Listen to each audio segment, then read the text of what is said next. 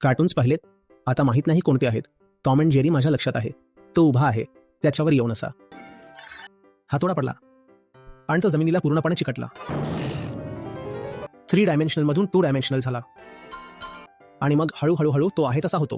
तुम्ही किती जोरात हसता आणि विचार करा त्या बिचाऱ्याला किती जोरात लागलं असेल. आणि मग आवाज भी आवाज पण पीछे से येतो. आती टंग।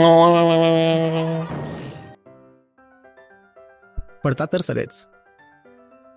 पडणं ही समस्या नाहीये. स्वतःला इतक्या गंभीरपणे का घेता? पडता पडता हसत राहा, जसं रडता रडता.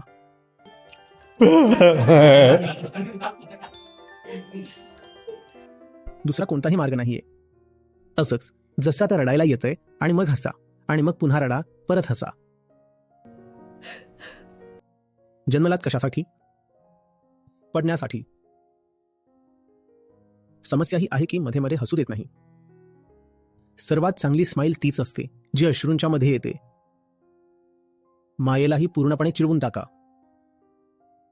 ती तुम्हाला रडवण्यासाठीच आली आहे. ती जेवढा त्रास देईल तेवढं काय करायचं. हे